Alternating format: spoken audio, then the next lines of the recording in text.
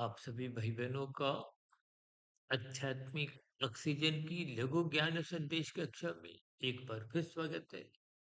आज की चर्चा में रजोगुण और तमोगुण के जो एक पलने की स्थितियां हैं, बढ़ने की स्थितियां हैं, बिगड़ने की स्थितियां हैं, उन पर कुछ प्रकाश डालने जा रहे हैं। देखिए, जब जब सतोगुण कमजोर होता है, ये रजोगुण ही बिगड़ता है।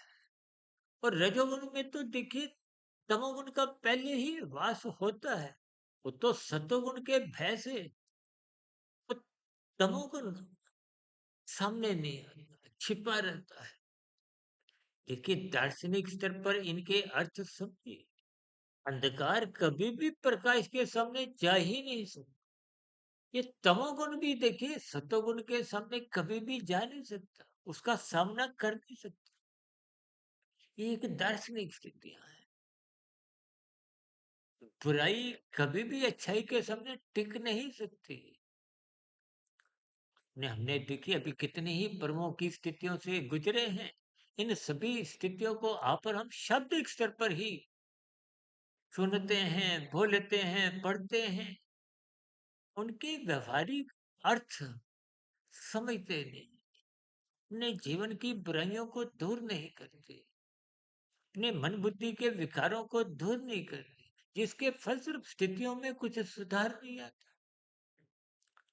आपके हमारे जीवन में देखिए प्रतिवर्ष हम रावण जलाते आए हैं।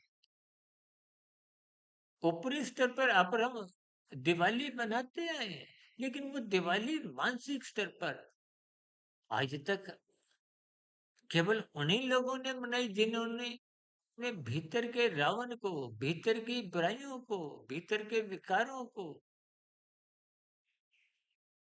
जला दिया, दग्ध बीज कर दिया। तभी तो शास्त्र बार बार कहते हैं बुरे संस्कारों को दग्ध बीज करो। हम बाहरी स्तर पर ही रावणों को प्रतिवर्ष फूकते आए हैं। कितने रावण आज तक फूक दिए, लेकिन एक भी दिवाली आपके हमारे जीवन में आई नहीं। देखिए, ये सभी स्थितियां कुछ आपको में ज्ञान संदेश देती हैं, लेकिन उन ज्ञान संदेशों को आप और हम समझते नहीं। मात्र मौज मस्ती, देखिए सजावट की स्थितियां, दिखावट की स्थितियां, ये सब राजसी स्थितियां हैं।